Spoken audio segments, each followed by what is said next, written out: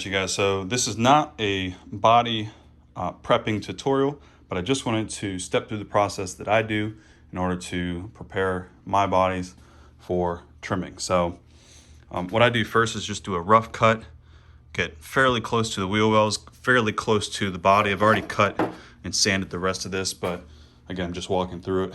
Rough cut, and then do another pass through with starting with scoring. With a 1mm body, you can probably score and snap the Lexan and you'll get pretty clean cuts that way. This is a 2mm body, so I score the line where I want the finished product to be, or really close.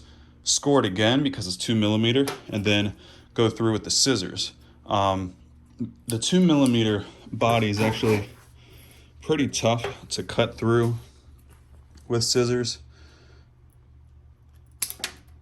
Of course, you guys can't feel how hard that was, but when you score it first exactly where you want the cut to be, it'll actually make it easier, and it helps you stay on your line when you're cutting. So then I make that cut, and then I typically use a belt sander like this to sand it down to the final position. And you can see me pushing down on that body. It is pretty much completely flat. It's not going to be perfect, but anyway, so that's the edges. And then for the wheel wells, I run through it with curved scissors again, get really close, and then I just use a Dremel like this and do a little bit at a time. Get a little bit closer, a little bit closer. I'll probably touch this up one more time before finishing it. And then of course, if I am going to paint it, I haven't decided if I'm going to paint it or not, but if I'm going to paint it, I will then wash the body down, let it fully dry, and then paint. So just wanted to step through the process I take. Oh yeah, one last thing. Usually the film that's on top of here, after doing the Dremel, you'll have little flakes. It looks like it's more Lexan, but typically it's not, or it's really thin pieces of Lexan. I take an X-Acto knife like this, or any hobby knife, and just go around, clean it up. So hopefully that helps you guys if you're gonna tackle this for the first time. All right, you guys, these are the big dogs right here. Two of the 6400 SMC 150C speed run battery pack. So I'm going to probably mount these with Velcro on the bottom and Velcro on the actual chassis itself, and then this strap on top of them to secure them a little bit better. If I would have thought about it before putting this skid plate down here and bolting everything down, I would have put some straps across here, but when I was putting this together, I was so excited that I forgot to do that part. But doing the double-sided Velcro, the dual lock like this and like this, may actually make it easier to put in and out of the car. Just stick it on right here, tighten it down, and make removing it much easier than if I had, a bunch of straps all throughout there. We'll see. If I end up not liking that setup, or, for whatever reason I don't want to do that, then I will have to take these bolts out and actually do it the right way, but we'll see.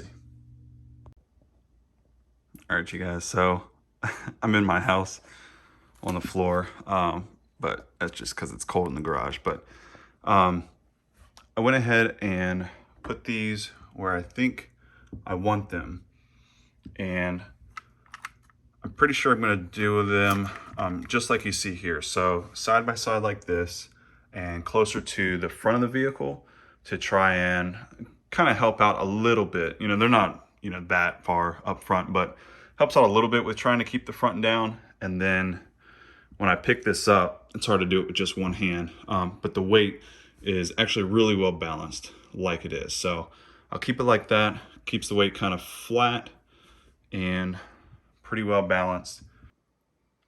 All right, you guys, so looks like I'm not going to be able to do the straps underneath like that, at least not double layered. So what's happening here is the carbon fiber is bowing because of the plate, the side skirt underneath, and there being at least, a strap going long ways and widthwise. It's creating too much space, and yeah, you definitely don't want that bowing like that. So I'm not gonna be able to do the straps the way I want to. All right, so this is definitely how it's gonna end up being. I'll have just one strap going across both of these, and then I'll do the dual lock underneath. That will keep that from moving left and right, and then these are essentially just for safety, just extra precaution. I was gonna cut these down a little bit, but they do a good job of holding the balance plug, especially this one, away from the spool and center drive shaft. And then it also makes for easily removing because it just comes up just like that. So I think this is the layout, and then when I pick it up, like I said, I can't do it with both hands right now. It's a heavy vehicle for sure, but it's pretty balanced like this. So I'm really happy with that. Wires are plenty long enough, and yeah, so just waiting on the front body posts from the infraction, and then the rear wing. So it's really coming together now.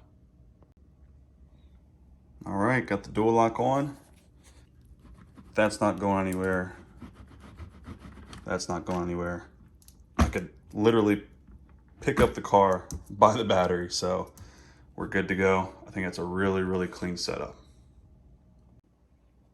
And yep, the body still fits quite nice. It's really, really close. I wouldn't get too much further towards the edge here than about that, but works out nicely.